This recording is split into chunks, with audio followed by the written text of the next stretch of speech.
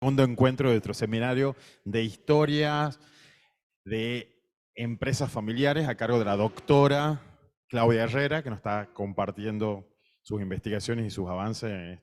Pensaba hoy que esto, fíjese, que es la interdisciplinaridad y la transdisciplinaridad, porque el espacio de historia de empresas de familia viene de la historia, de historia económica y de otra línea, de otra disciplina que es las empresas de familia, ¿no? Entonces, como que estamos en esa área. Entonces, bueno, bienvenida Claudia, gracias por compartir. Así que bueno, estamos acá a ver que ande todo esto bien. Así que vamos a ver la parte técnica. Ahora está, bien. Ahora sí, perfecto. Todo de usted, bienvenida. Gracias de nuevo.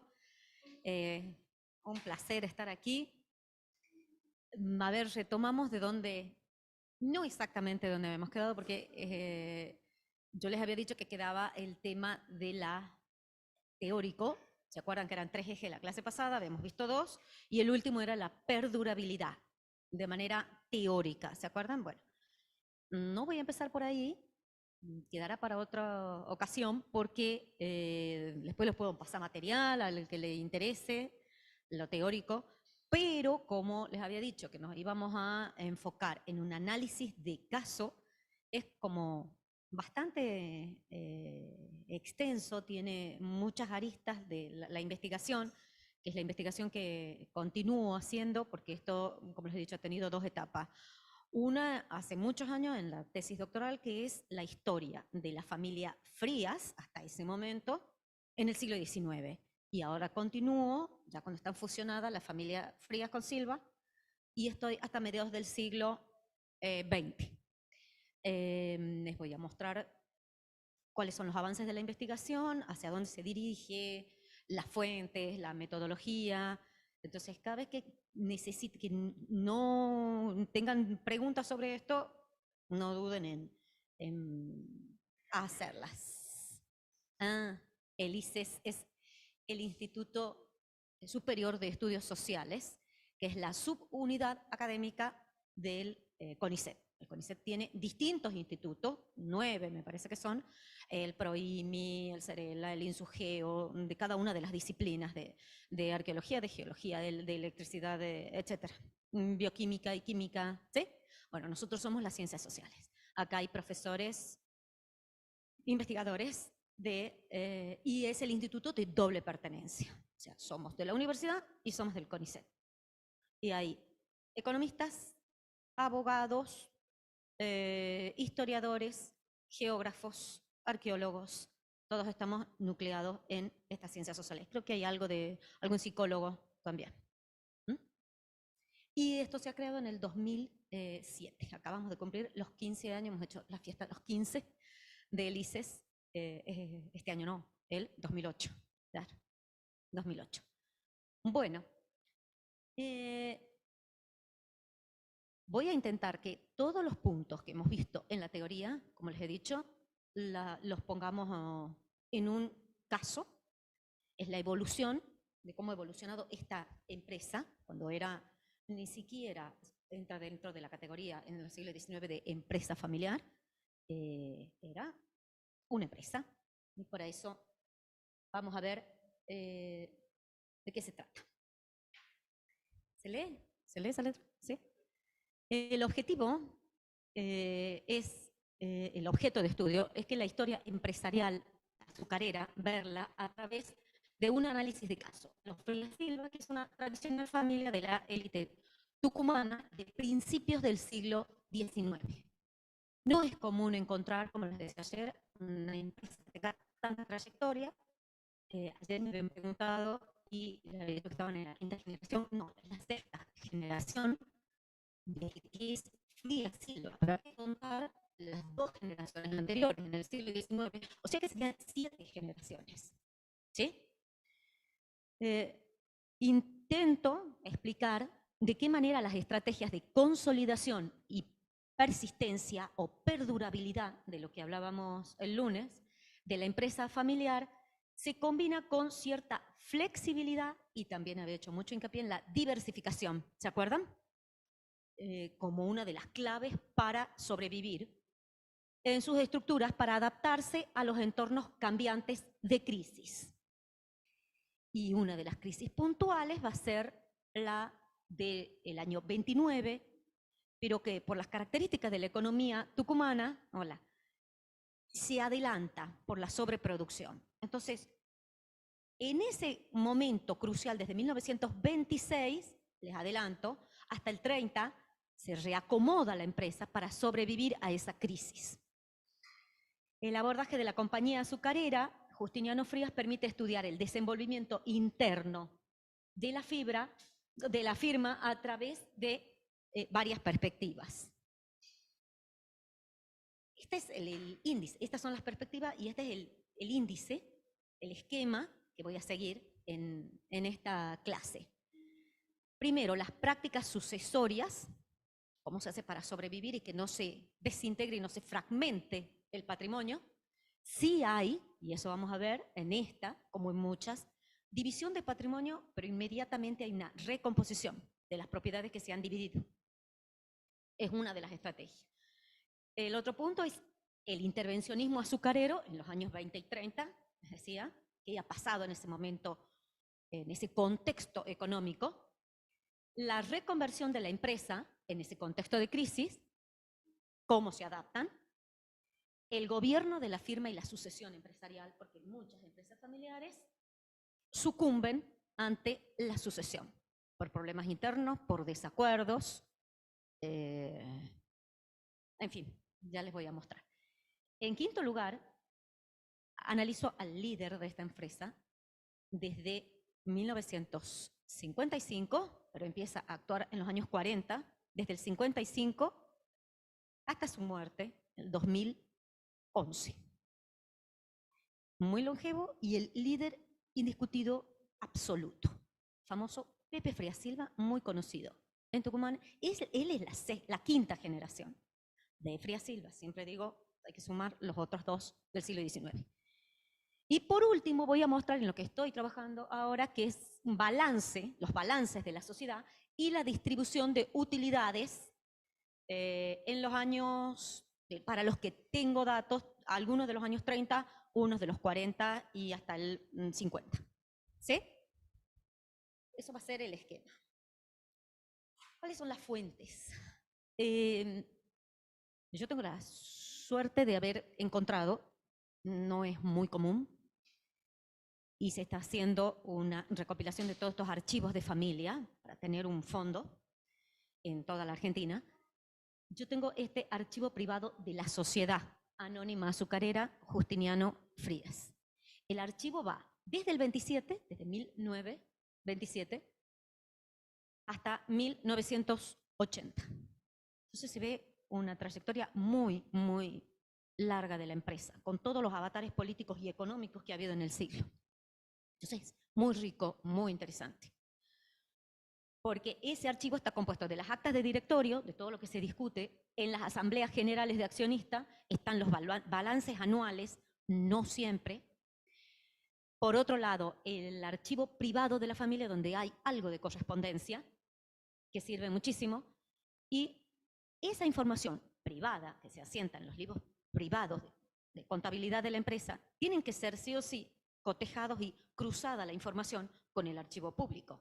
A ver, cómo han registrado esas ganancias, esa división de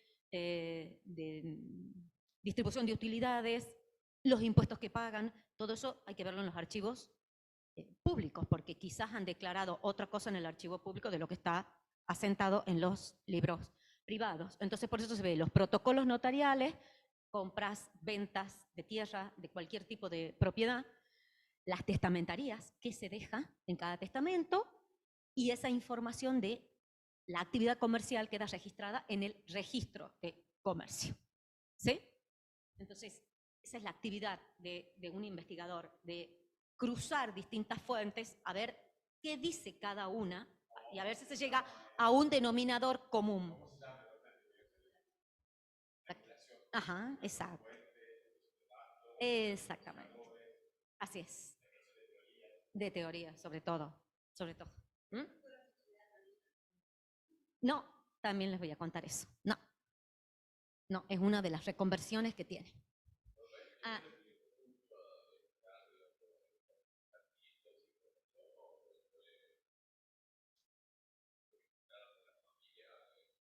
Como yo ya había hecho el estudio en el siglo XIX, que es parte de mi tesis doctoral, alguien de la familia lo vio en internet y me entregó ese archivo para continuar con la investigación en el siglo XX. ¿Mm? Sí.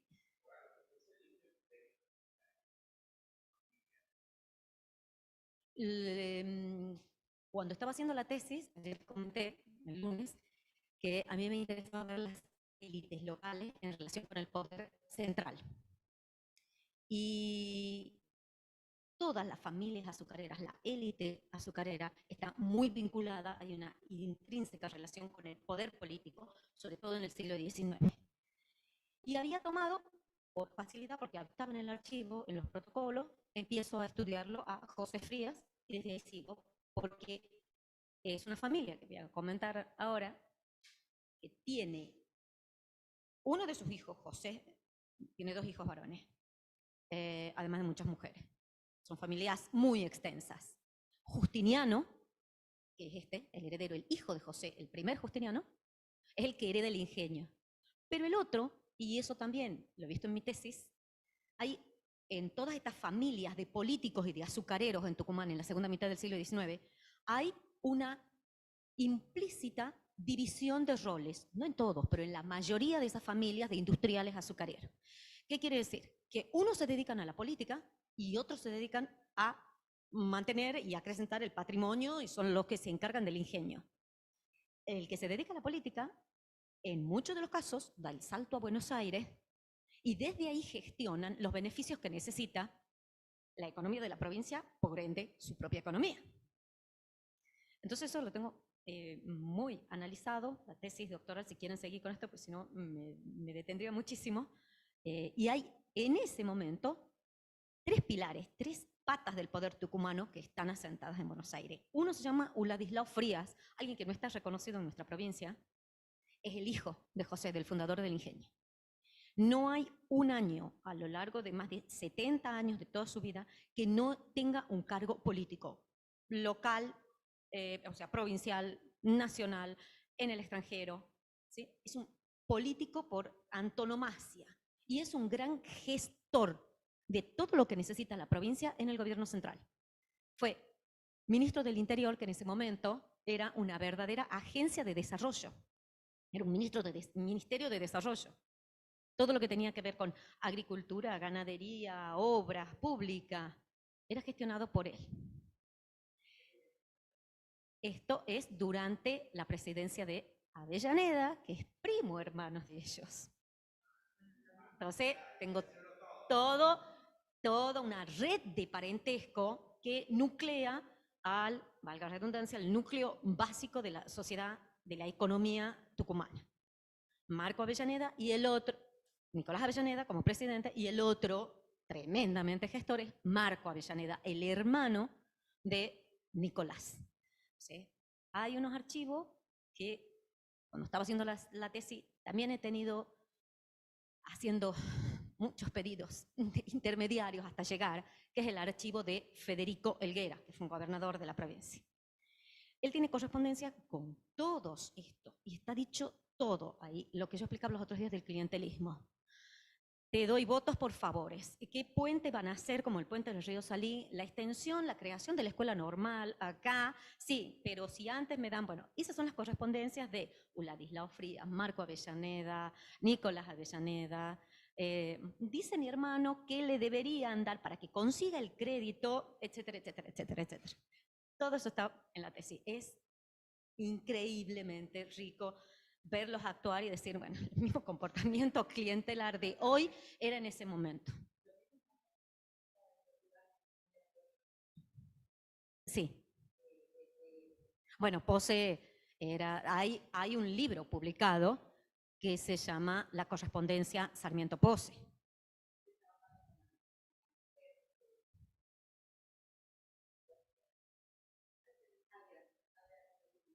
Esa. Mm. Sí, sí. Es realmente, para mí, una delicia. Bueno, Bueno, sí, no va a morir, no va a morir, ¿no? Ni acá ni en el mundo, ni en el mundo, más o menos, ¿sí? Bueno, entonces, por eso empiezo con esta familia, como analizo muchas de familias de industriales azucareros que también son políticos, ¿sí? En la tesis han estudiado muchas, pero yo me enfoco un capítulo específicamente en los Frías. ¿Por qué? Porque esta familia, hay otras también, cumplen con el típico itinerario de la mayoría de las familias del empresariado azucarero en la segunda mitad del siglo XIX. ¿Cuál es ese itinerario? El fundador del ingenio es José Frías. ¿Cómo comienza? Es un acaudalado comerciante y ganadero de la provincia. Así empieza. En 1820 se instala en Tucumán, viene desde Santiago del Estero. Su familia ha venido de España. Me parece que es Asturias, no me acuerdo bien en este momento. El origen de su patrimonio, con qué hace la acumulación de capital, que la hacen todos los, esto lo explico siempre en la clase de historia económica, el que haya ido se va a acordar de esto, porque el capital es local. Por más que en ese momento en el modelo agroexportador, como hemos visto el lunes, hay una fuente muy grande del exterior de capital, acá no se invierte capital extranjero, eso queda en Buenos Aires, para toda la infraestructura del modelo agroexportador. Esto es capital local. ¿Cómo se hizo esa acumulación de capital? En este momento, a finales del siglo XVIII, cuando Tucumán es un intermediario entre el comercio de Buenos Aires y de Potosí. La plaza tucumana era un comercio muy importante. Aprovisionaba a esos dos centros comerciales y estaba en el medio de Bolivia y de Buenos Aires, ¿sí? Entonces, acá, además de vehiculizar ese comercio, se fabricaban las carretas para ese comercio, las criaderos de mulas, etcétera, etcétera. Y ahí se hace esa acumulación de capital. Es el origen del patrimonio con la cría y el comercio de mulas en el Alto Perú, en el periodo post-independencia, ¿sí? En los años 20, 30, 40.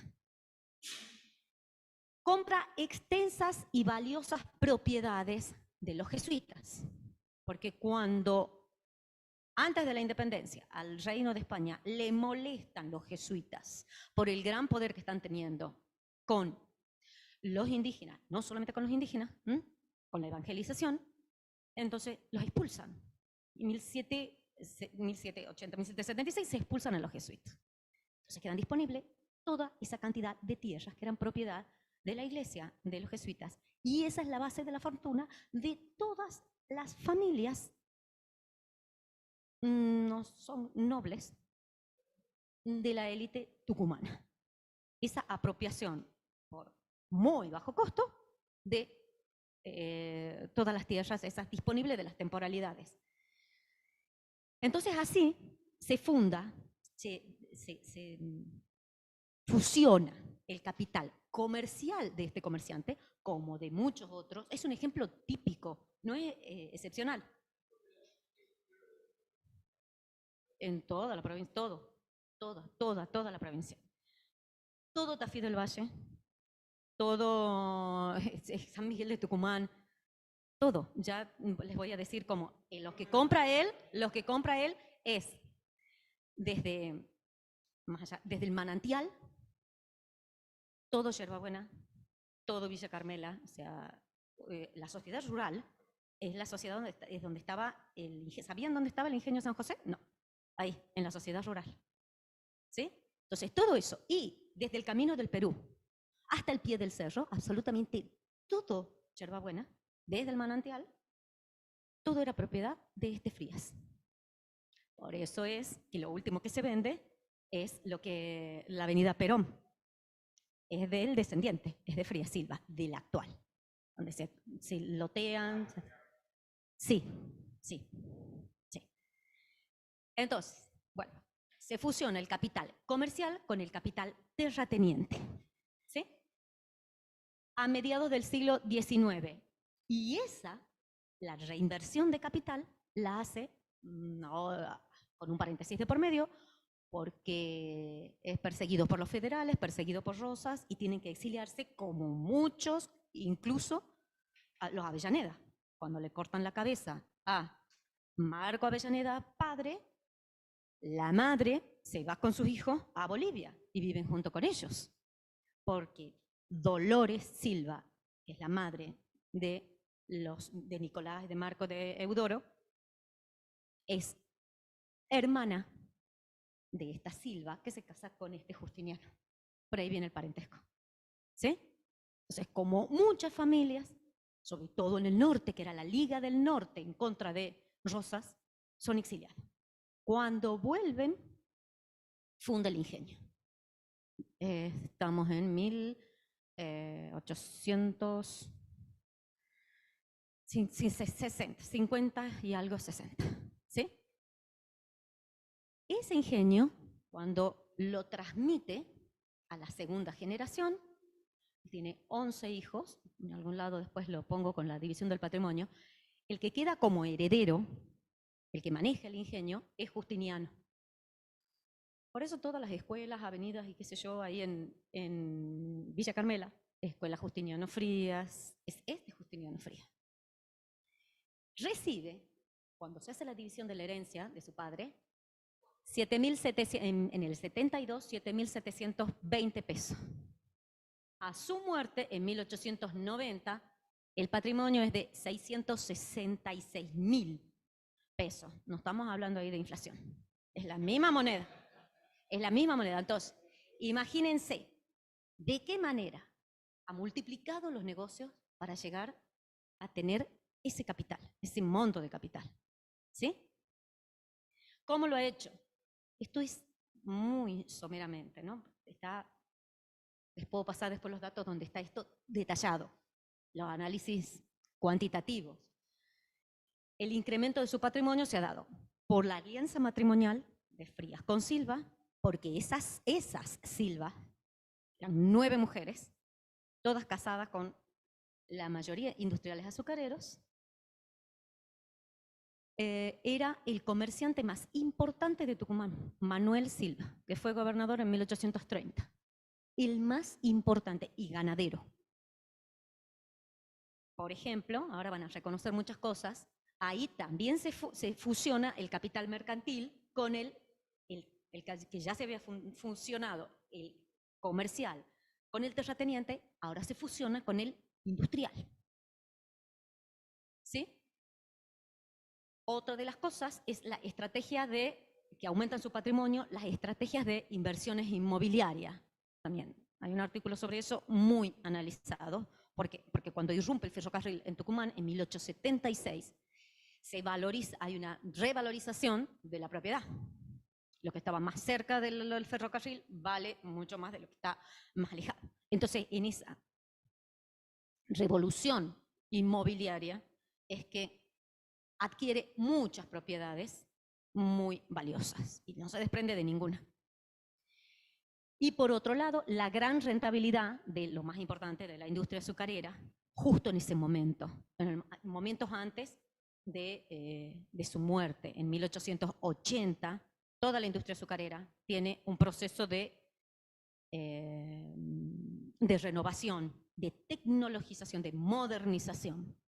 Entonces se convierte en la industria más cara, más importante. No hay otra industria, areneras, molinos, en Buenos Aires, pero ninguna tiene la envergadura de la industria azucarera. Son maquinarias muy costosas, muy costosas. Y todo el Estado tucumano ha puesto a disposición de esta élite exenciones impositivas para importar maquinarias, créditos para la modernización, etcétera, etcétera, etcétera.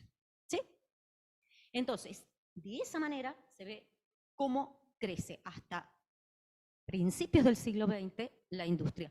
¿Y qué pasa con las estrategias al momento de dividir? ¿Cómo se divide un ingenio? ¿Quiénes quedan de propietarios? ¿Cómo se dividen las mayores tierras? Todas son familias muy numerosas. Este tenía 11 hijos, tiene 13 hijos. Entonces, corre peligro el patrimonio de desmembrarse, de fragmentarse. ¿Qué pasa entonces? Las prácticas sucesorias y la división y recomposición. Yo voy a mostrar 2 ejemplos nada más. Hay muchísimos. Repito, como en todo lo que voy explicando, no es la única familia. Es un promedio, es algo muy común lo que se hace. Las prácticas sucesorias de reparto igualitario, que están establecidas por el Código Civil de finales del siglo XIX, no impactan en el patrimonio, ya que se utilizan mecanismos jurídicos para transmitir la propiedad que no caiga en detrimento de la misma o poniendo en práctica salvoconductos para su inmediata recomposición. Por ejemplo, ¿cómo se recompone el patrimonio del ingenio? Que se lo hereda en 1873.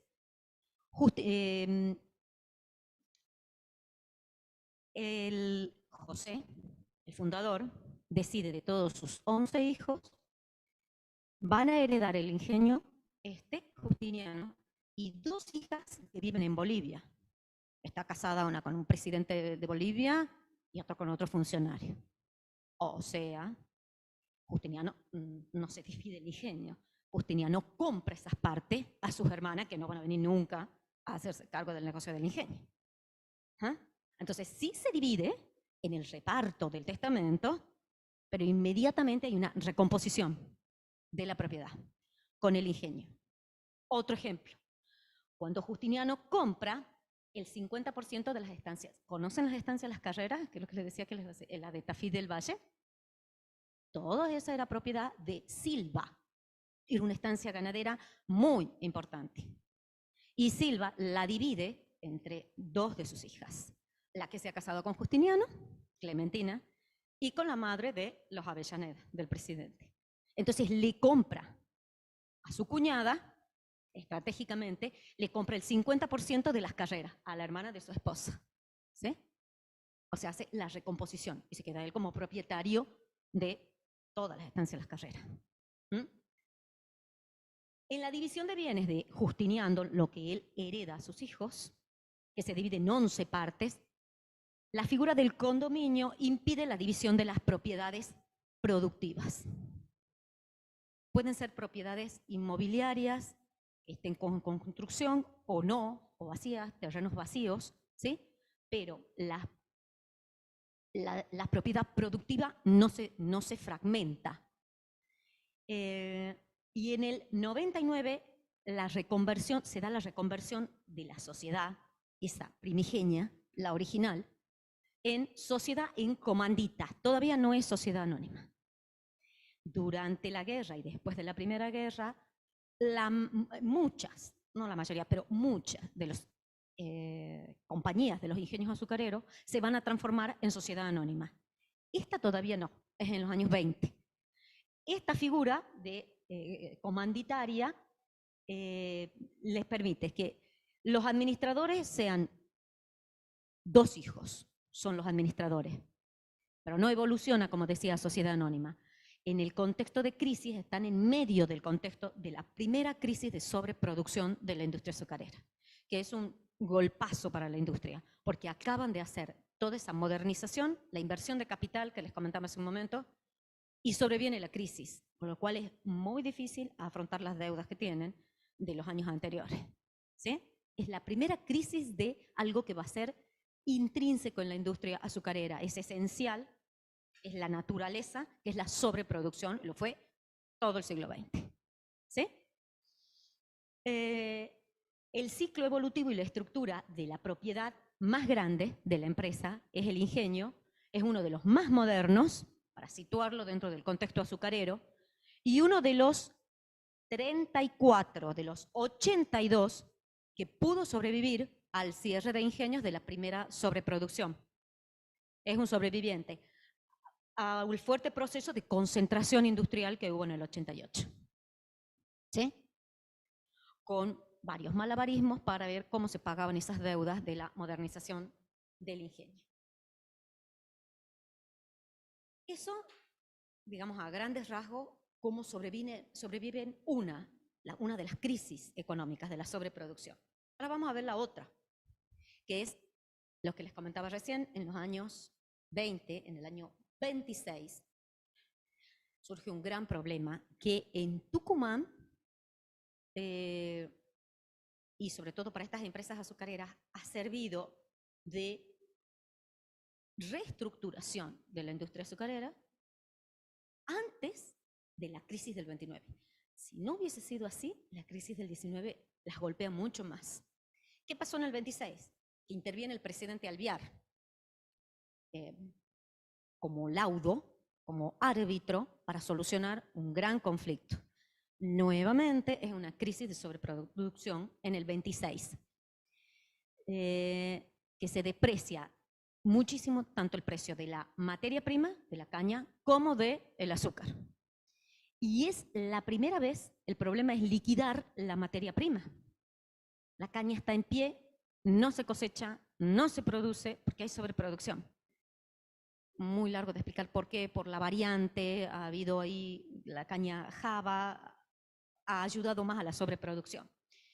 Entonces, esa crisis enfrenta internamente al sector azucarero, que es el enfrentamiento entre cañeros e industriales. Los cañeros, por primera vez, hacen una huelga general en el año 26. Y los jornaleros los secundan. Realmente es devastador, hay mucho hambre, mucho caos, y por eso es una provincia que tiene toda la economía que gira alrededor del azúcar, realmente es caótico. Hay una autora muy importante de Tucumán, María Celia Gravabo, que ella ha analizado este proceso y dice: el comercio minorista estaba prácticamente arruinado. Se había cortado el crédito a los agricultores y se sentía la carencia de los alimentos más elementales. Entonces, de esa crisis se sale con el laudo del presidente Alvear. ¿Qué se hace?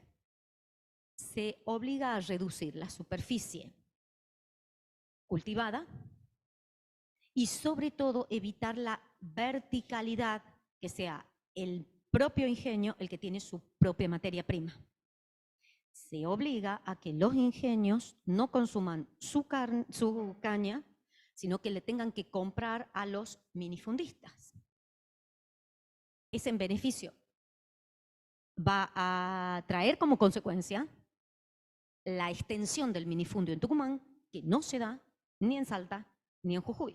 A diferencia de la estructura tucumana, esas son grandes haciendas y el ingenio es propietario de esas mayores haciendas. Por eso hay acá tantos pequeños productores de caña, los minifundistas. ¿Sí?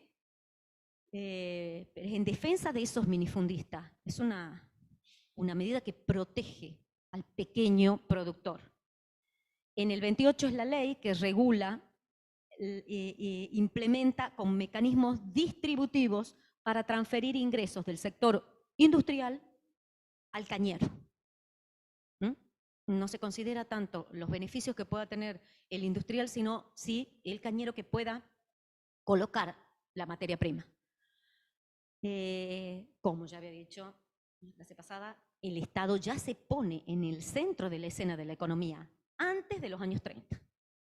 ¿Se acuerdan lo que hemos hablado? Bueno, antes de los años 30 en Tucumán ya pasa esto. Dirime el Estado. Sin saberlo, se están adelantando a lo que va a ser el keynesianismo en Tucumán. Es el presidente el que tiene que decidir esto. Y la ley plasma el compromiso agrarista instituido por el laudo. A largo plazo, como les decía, las leyes reguladoras modifican la estructura agraria en Tucumán y se expande el minifundio.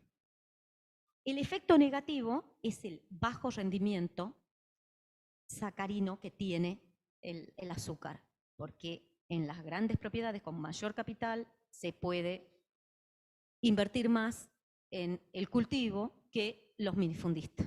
Entonces, pierde rendimiento de azúcar. Pero, sin embargo, la limitación de la producción y la caída de la productividad han logrado sortear esa crisis de sobreproducción que si no hubiese sido peor si era después del 29. Entonces se regula ahí el mercado y esa regulación sigue por bastante tiempo. ¿qué hace esta empresa frente a la obligación, a la restricción de que no puede utilizar su caña para producir azúcar? Tiene que comprar y tiene que dejar su propia caña en pie. Entonces, ¿qué hace? Algunas de las soluciones son estas. En el 27, justo en el medio de la crisis, porque el laudo es en el 28, justo en medio de la crisis, la sociedad que había sido en comandita, ¿se acuerdan? Se transforma, se crea otra sociedad. No se transforma todavía, acá se transforma en sociedad. No. Se crea una nueva sociedad en el 27. El capital inicial que tiene es de 2 millones de pesos. Es importante por lo que voy a comentar después. Se incorpora a la empresa familiar la nueva generación. Antes eran muy poquitos, ahora se suman 14 nietos, una de las esposas de todos los que lo integraban. Y la gran inversión en la extensión de cañaverales que habían hecho en el periodo anterior no se amortiza, culpa de la nueva ley, del laudo. Entonces, están obligados a moler caña ajena.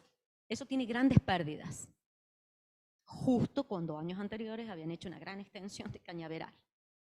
Entonces, ¿qué pasa? El impacto de la ley con la caña propia molida va descendiendo.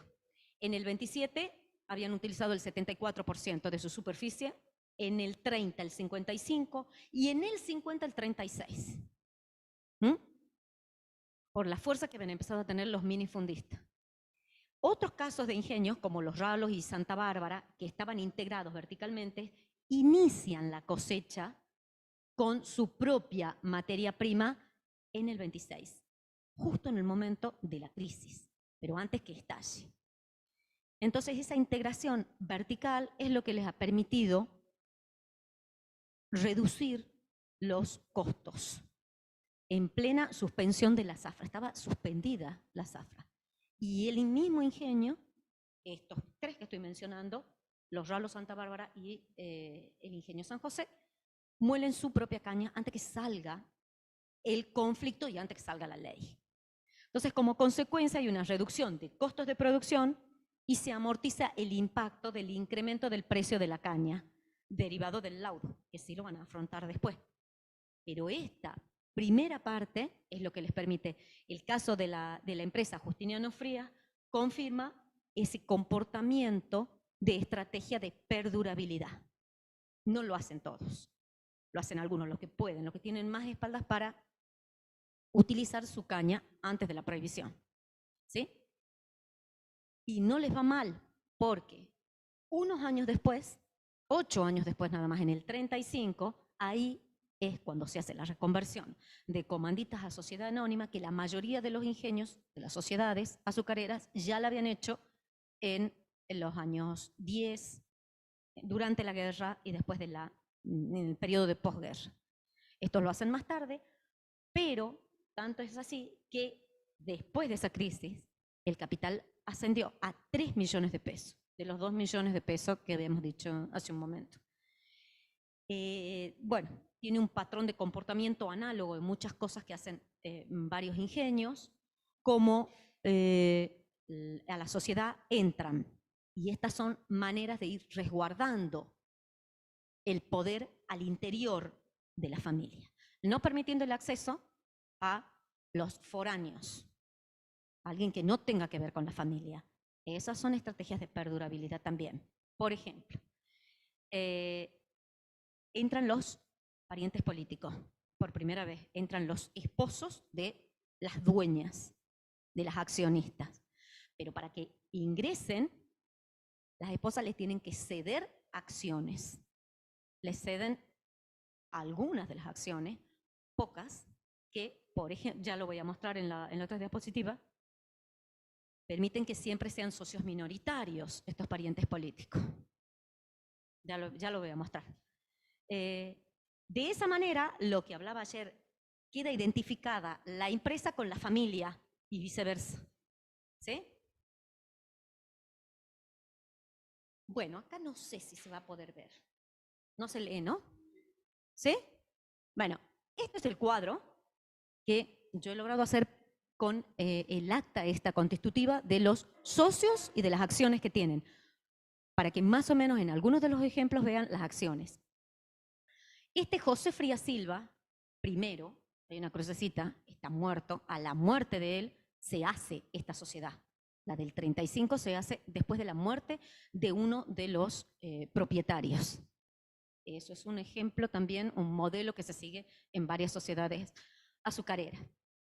Todas estas son las hermanas. Esta es la viuda, esta es otra hermana, este es un cuñado, este va a tener un papel, por eso está en negro, muy importante, y con el que más se va a combatir el Pepe Frías Silva para quitarle poder, el Pepe a este, a su tío.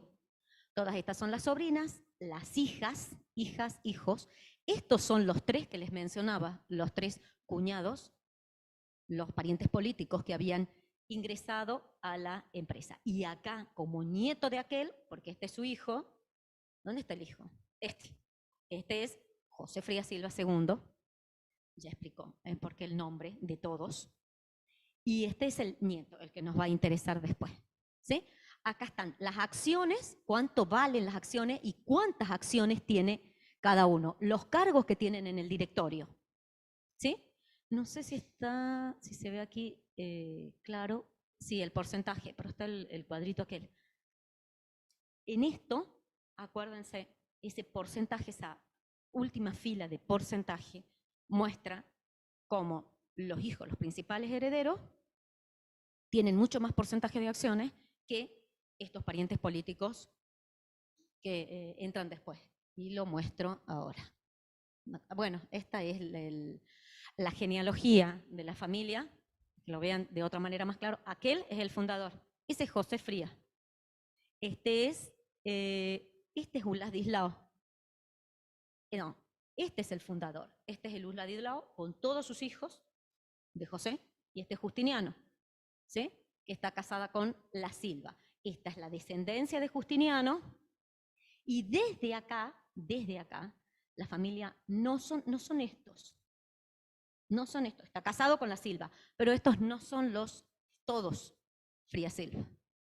Por pedido del abuelo, el primero solo es el que tiene el apellido Frías Silva. Por eso muchos Frías son hermanos de este Frías Silva. Es el único que lleva el apellido. Y desde ahí comienza la descendencia. ¿Sí? Bueno, a manera de graficarlo nada más. ¿Qué pasa con la sucesión? Que es otro momento que puede hacer tambalear el éxito de la empresa. Acá se han hecho varias salvaguardas para que eso no suceda. Una de las cosas es para que no haya dispersión con el relevo generacional. Tiene que haber 2 miembros de la familia en el directorio. ¿Sí? Uno de cada generación. O el padre y el hijo, o el tío y el sobrino. En el directorio. Las acciones de los parientes, esto es para que lo vayan pensando con las empresas familiares que ustedes conocen, trabajan, ¿sí? Las acciones de los parientes políticos cotizan menos, lo que decía recién, que la de los miembros con vínculos cosanguíneos. Entre los 3 nuevos que han entrado, tienen el 3%. Y entre los 2 miembros que han quedado en el directorio, el tío y el sobrino, entre los 2 suman el 11,5% del total de las acciones. El presidente del directorio siempre es el administrador del ingenio, siempre. ¿Sí? Las acciones son nominales, no pueden ser traspasadas. Esa es otra cláusula muy importante en todas las compañías azucareras, excepto por herencia. Y ahora vamos a ver qué pasa con las herencias de esas acciones. Las accionistas mayoritarias en esta empresa, por eso es la particularidad, reúnen el 45%, es la que había puesto como son todas las hermanas, o sea, son las hijas del Justiniano, ¿sí? En ese momento ya tienen 80, 90 años y son las socias mayoristas. Y esto es crucial en esta empresa. De las acciones son 4 hermanas mayores solteronas. Y eso es, a ver, ¿quién hereda lo que estas no tienen hijos? Ya van a ver. Entonces eso es garantía de conservación, de preservación del patrimonio y de control de la empresa. ¿Mm? ¿Quién va a ser el beneficiado?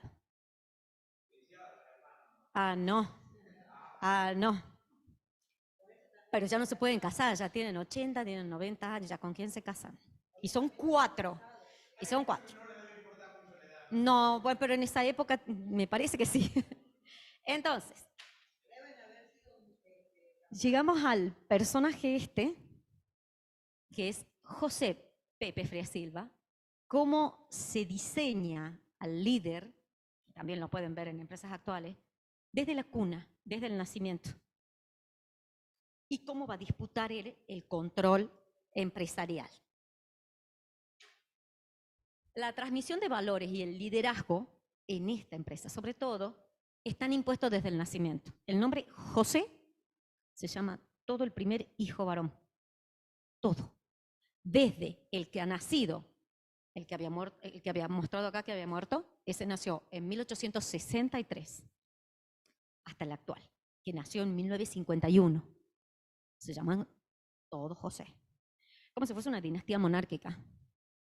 El primer hijo varón se llama José y se sabe que ese va a ser el encargado de, tanto va a ser presidente del directorio como el administrador del ingenio. Y así ha sido a lo largo de todo el siglo XX. ¿Sí?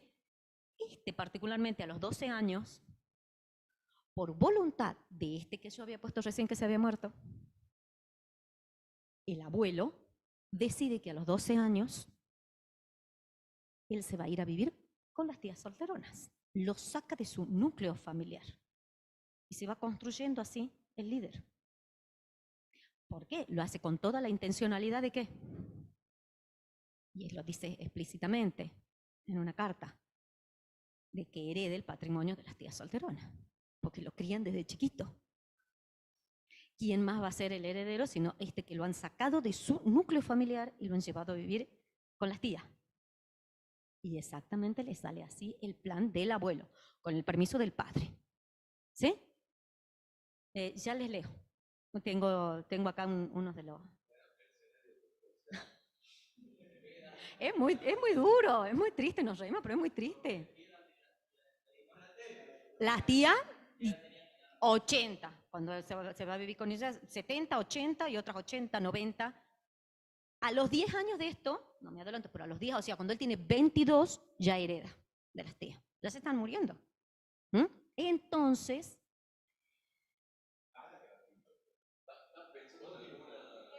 ven, es lo que... ¿Por qué? Están pensando en qué tías tienen. Escuchen. Acá lo importante es que de las tías hay una sola que está casada, ya vamos a ver qué pasa con ese patrimonio. Pero de las 3 solteronas, las 3 tienen el 33%, tienen un tercio de la propiedad de la empresa. ¿Sí? Entonces, eso es otro, y ahí vayan sumando ustedes todas las que les voy diciendo, rasgo de perdurabilidad. ¿Qué se hace? Y lo hace solamente el abuelo. ¿Sí? Las mayores accionistas llegaban a tener 404 acciones. Están en ese cuadro grande que había puesto recién. Las mayores acciones. Cada una tiene 404 acciones. Las menores tienen 254 acciones.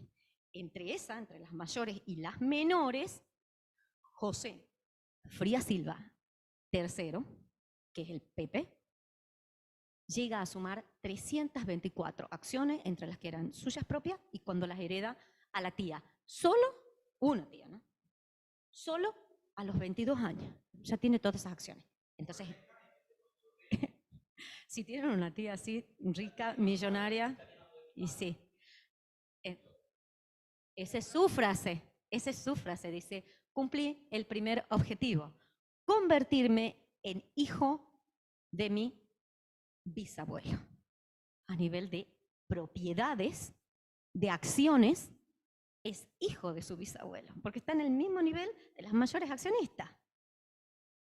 Es increíble. lo que logra con esto.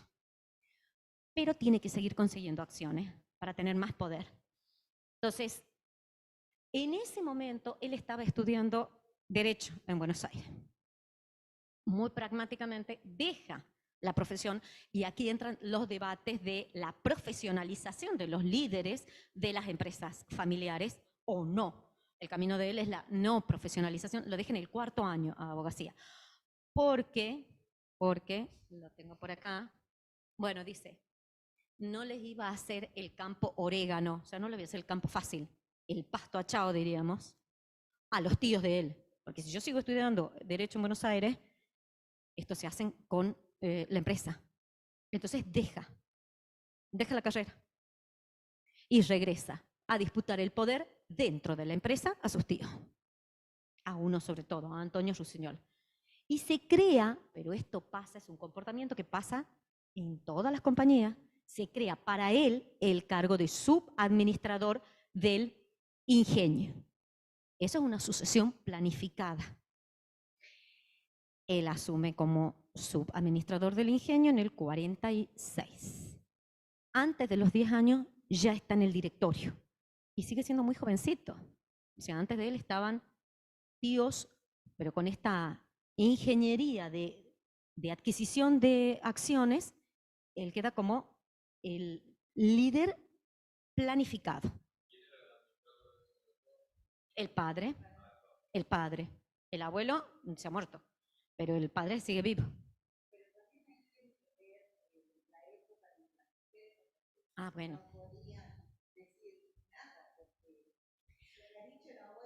Es que hay otra cuestión que está mucho en boga en este momento, que son las mujeres de las empresas familiares, muchos estudios de género sobre las que no tienen ni voz ni voto, pero tienen todo el poder, porque tienen todas las acciones. Entonces, sí las hacen valer, sí hacen valer su poder. Es toda una nueva corriente de ver a estas mujeres ocultas dentro de las empresas familiares, pero que tienen muchísimo poder. Y donde se las ve muchísimo es en las correspondencias. Bueno, este es un fragmento de una de las cartas que les quería mostrar. A ver si lo puedo leer. ¿Dónde era? Pese, ¿se lee algo? Pese a mi corta edad, día a día me iba, es que si no yo lo leo de allá, lo tengo que ver, me di cuenta de la sustitución de mi padre, de la exhortación de mi padre a los accionistas en el homenaje del doctor Frías. No, esto quería leer, desde acá. Al morir mi abuelo, a ver, yo lo leo mejor.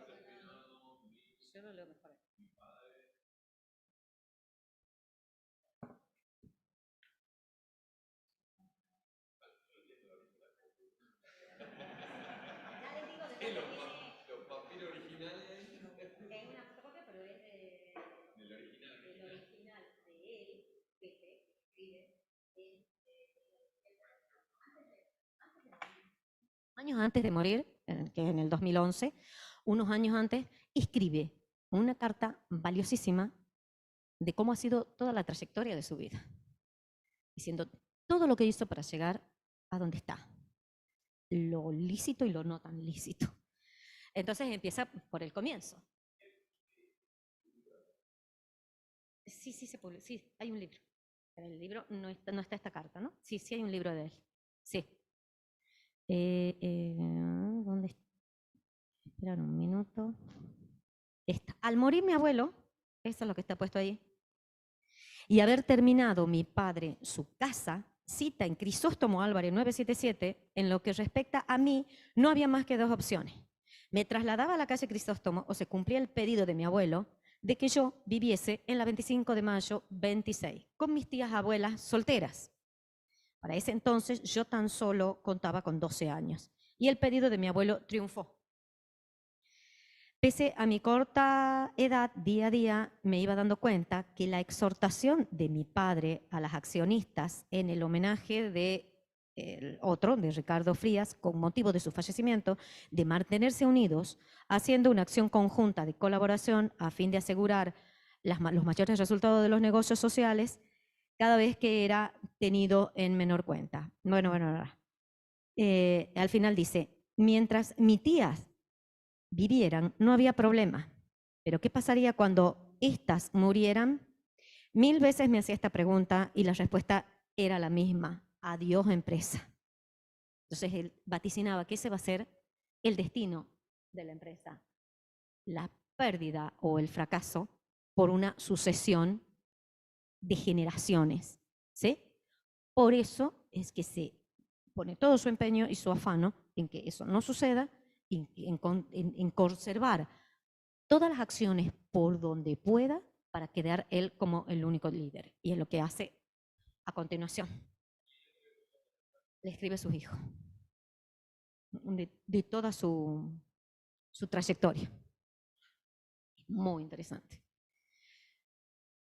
Entonces, esto no lo lean al principio, esto va después. El segundo objetivo, el primero, como él dice, era convertirme en el hijo de mi bisabuelo. Lo declara. El segundo objetivo era debilitar a su tío Antonio, que era el que más poder iba a tener, y aumentar sus acciones. Esta en otras empresas no se da. En este momento sí se da una transmisión traumática. Hay mucho conflicto. Hay un capítulo entero escrito sobre el conflicto que tiene. Y las declaraciones dentro de las asambleas de accionistas, de las peleas entre él, su padre por un lado, y este tío con otros miembros por el otro. No, eso está en los libros de contabilidad de la empresa, porque son las discusiones de las asambleas. Sí. Entonces, ¿qué hace?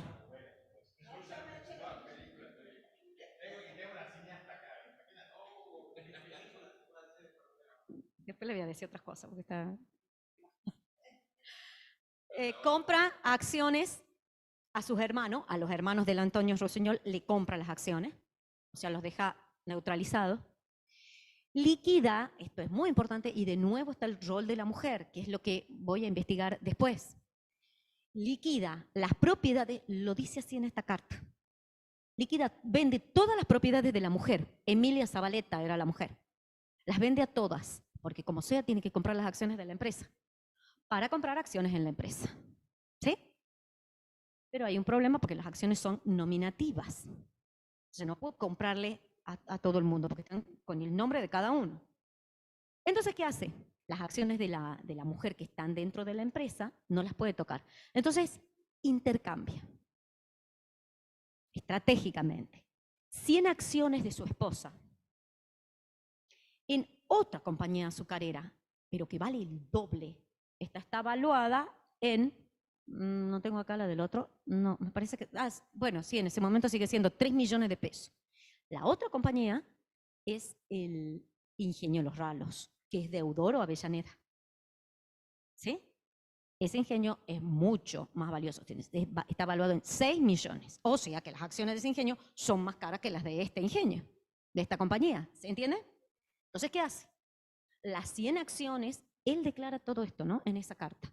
Las 100 acciones de su esposa en la otra compañía, las cambia por las de la tía, que se llama Lasteña. Es de las tías la única que estaba casada. Y es propietaria también de acciones en esa otra compañía. Entonces las intercambia. Económicamente pierde esta mujer, su esposa, porque las acciones eran más caras. Pero ¿qué consigue? Aumentar mucho las acciones en la azucarera Fría Silva. Totalizando entre los dos, entre el matrimonio, 483 acciones. Más que las 404 que tenían las mayores accionistas.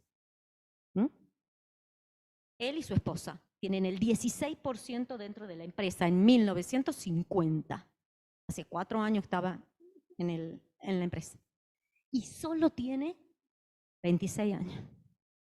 Por eso es que es la larga trayectoria, hasta el 2011. ¿Sí? Es un plan con mucha estrategia de cómo reunir las acciones.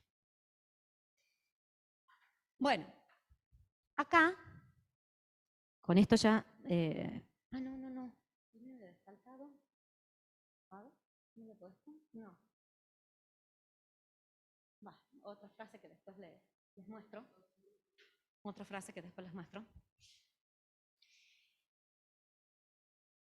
Para mostrar un pequeño balance, esto es lo último que estoy investigando, de la sociedad y la distribución de utilidades. Lo que les había planteado como teoría el lunes era, si Azucarera Fría Silva se puede considerar dentro de las empresas familiares eficientes.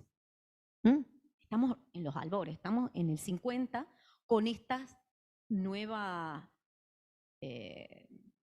dirección. Él todavía no es el director, sigue siendo su padre, pero él es el poder atrás del poder. Entonces, estoy en esto haciendo el análisis del desenvolvimiento y de la performance de la empresa, analizando el balance, la distribución de utilidades y la diversificación. ¿Sí? La diversificación se las debo, pero quiero mostrarles un cuadro. Esto, ¿se ven los números? No se ven. ¿Sí se ven? Bueno. Esto es el balance de la sociedad con la distribución de utilidades en pesos. De los años de los que se disponen, otros los tengo que buscar en otra fuente. Esto es en base a las actas del directorio, de las asambleas. En el año, algunos de los, bueno, estos son esto es la distribución de utilidades, son 3.000 acciones, esto es en porcentaje. Los honorarios, o sea, todo lo que hay que pagar, la bonificación. Esto es muy importante, una reserva legal y el fondo de reserva extraordinaria. Esos son los resortes que manejan para regular cuándo se van a distribuir más utilidades y cuándo menos, según el contexto económico, según las contingencias, según las crisis. Y sirve como un colchón amortiguador frente a eventuales crisis, como un ahorro. ¿Sí? Entonces, cuando esto es acá el 25%, sube del 11 al 25%, bajan las utilidades, ahí en el amarillo también, bajan al 52%. Si aquí es casi el 23%, allá es el 55%. Se baja el reparto de utilidades, de dividendo, también lo que hablábamos el lunes de trabajar en una empresa que durante varios años no van a ver los dividendos, pero es mantenerla la empresa, mantener el nombre, ¿se acuerdan de todo eso, no es cierto? Del prestigio. Bueno, entonces acá se reserva esto. Pasa todo lo contrario acá, es casi el 5% en el año 38 y allá las utilidades, acá se reserva menos, en las utilidades subió al 71%. ¿Sí? Ahora, otra cuestión que quería mostrar, lo tengo acá porque si no me olvido, es en los años peronistas. Ustedes saben que durante el peronismo aumenta el gasto social, la expansión salarial y muchas de esas cuestiones, dispensario en los ingenios, educación que tienen que pagar en los ingenios, desinfección, etcétera, etcétera. Campañas de desinfección, de higiene, y las tienen que afrontar la patronal. Entonces, se ve si han disminuido las utilidades por todo lo que tienen que pagar, que las quejas son tremendas en contra del gobierno, por todo lo que les quita, ¿sí? Y, a ver, ¿cuáles son los datos? En el 46 y en el 47, son los años peronistas, estos dos datos, sí, pero acá, en el fondo de reserva no hay nada. No pueden ahorrar nada por los gastos que tienen. ¿Sí?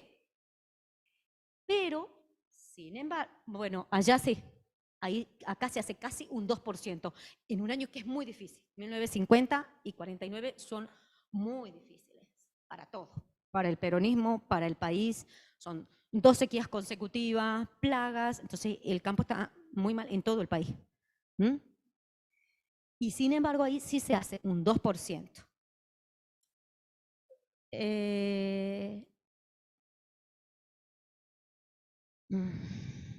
En los años 30, a pesar de todos estos gastos que han tenido, si se compara los años 30 con el año 40 y 47, en cuanto a la bonificación, hasta la bonificación de los empleados, ¿sí?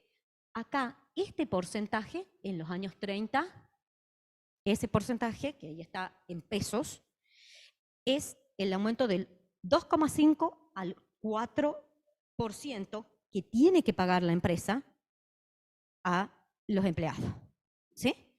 En el año 46 y 47 aumenta la bonificación por el peronismo, por la expansión salarial, al 5 y al 7%.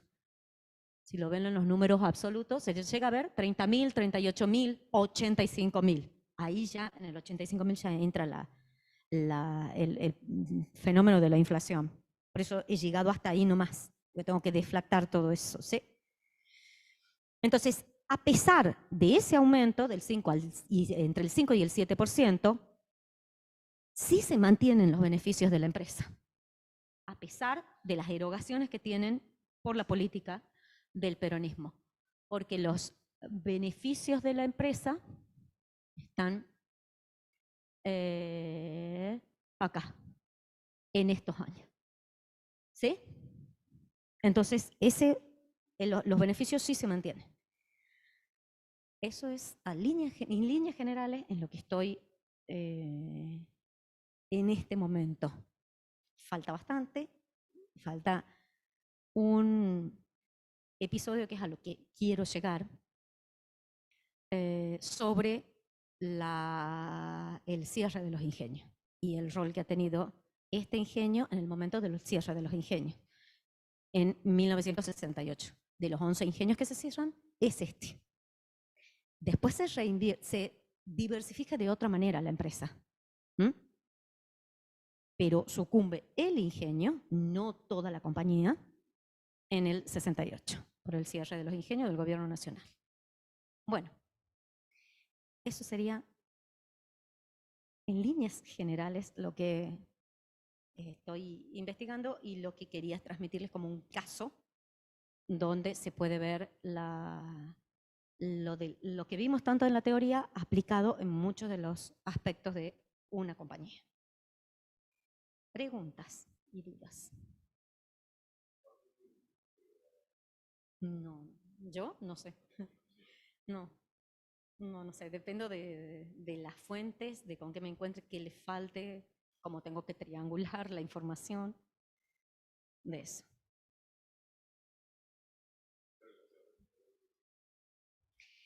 Hay algo que les leo, así encuentro acá,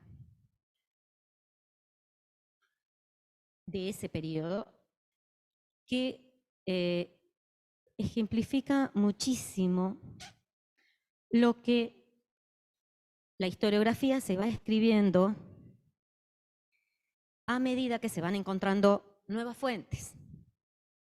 Porque algo que se ha repetido siempre en la historiografía argentina es que el gobierno de Onganía, al cerrar supuestamente todo lo que no sea eficientista, y por eso se cierra, es el argumento por el que se cierra, en realidad está favoreciendo con el cierre de los ingenios al conglomerado, al parque azucarero de Salta y Jujuy. Porque hay relaciones políticas mucho más ligadas al gobierno nacional, de Patrón Costas y demás, que la economía azucarera tucumana. Le han soltado la mano desde el gobierno nacional desde mucho antes. Sí. Sí, sí. Pero al encontrar estas fuentes, se da una vuelta, un giro muy importante a la historiografía. Porque él mismo, en esta carta que él declara, dice lo siguiente. O sea, no fue tan víctima alguno de los ingenios tucumanos de las políticas del gobierno nacional. Y dice, la situación política no podía ser más inestable, ya que la revolución, la libertadora, había volteado a Perón y estaba Aramburu en el poder. Y el norte, a través de la aeronáutica, manejaba toda la política azucarera, que llevaba un solo fin, hundir a Tucumán como productor de azúcar.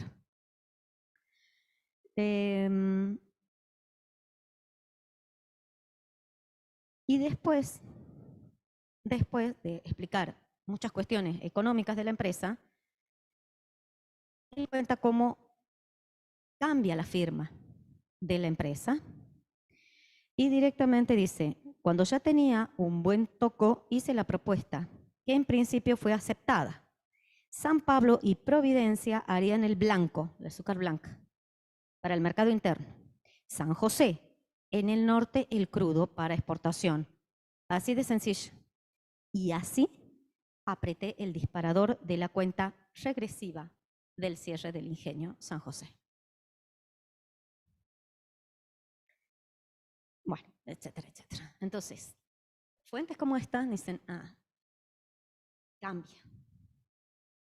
Cambia, hay un giro importante en la historiografía. Y en eso estamos ahora. El cierre, Onganía. Son los dos desarrollistas. Frondizi es primero, después viene Ilia como gobierno democrático y después otro gobierno militar que es Onganía. Los dos son desarrollistas, pero son absolutamente distintos. Porque con Frondizi se aprovechó la inversión de capital extranjero para desarrollar las industrias, para autoabastecerse de petróleo, para autoabastecerse en la producción de gas, de acero en el país. Pero con Onganía es el comienzo de la desnacionalización de las industrias. Después se va a continuar en el proceso con la desindustrialización.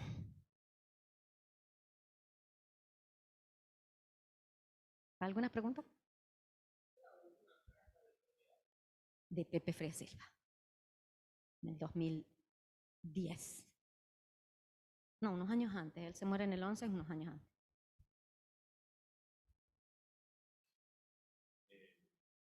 Bueno, esperemos que puedan capitalizar esta experiencia de... Acá yo pensé que ahí falta un licenciado en administración, ¿no? Para analizar eso, el desempeño, la cuestión esta de los indicadores, pensaba en indicadores financieros, ¿no?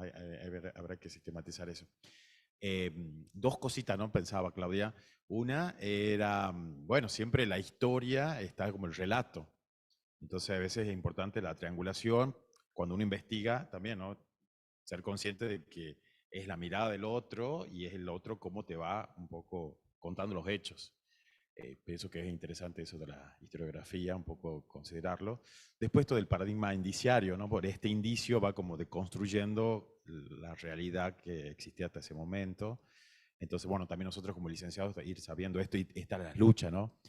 En las organizaciones todos los conflictos tienen como base la lucha por los espacios de poder. Entonces, todo lo que yo escuchaba y veía esto, ¿no? Todos los conflictos están dados por la lucha de los espacios de poder, ¿no? Eso también un poco para ver en sus PP, ver bien eso, la historia de las organizaciones y de las pymes familiares, cómo también se va dando eso, ¿no?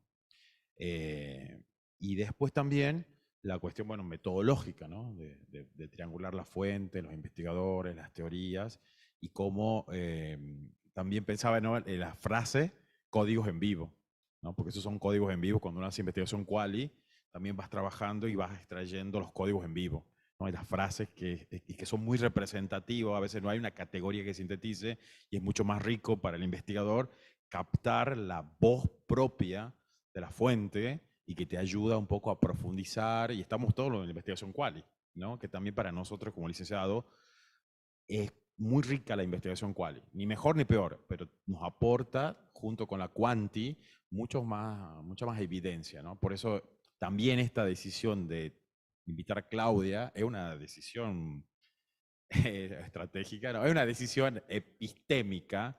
¿Por qué? Porque no solamente necesitamos los datos cuantitativos, sino también necesitamos estas herramientas historiográficas para entender la realidad organizacional, ¿no? Entonces, un poco entendiendo la historia de los conflictos, del plan de sucesión. Eso que habló Claudia, en empresas de familia, ¿están cursando empresas de familia? Está el plan de sucesión. El plan de sucesión es la herramienta que tienen. Me tocó evaluar una tesis del MBA de una contadora que trabajó en plan de sucesión en este caso era una concesionaria, que también tiene una historia de empresa de familia, y entonces había como muchos conflictos en la sucesión. Entonces, propuso el plan de sucesión como una herramienta característica de las empresas de familia, ¿no? Después toda una cuestión interesante. Bueno, son cuestiones que hay que ir pensando. Así que bueno, muchas gracias Claudia por compartir este espacio. Un aplauso. Bueno, acá vamos a detener un poco la grabación y agradecerle a Claudia un poco la participación y después hacer el trabajo correspondiente.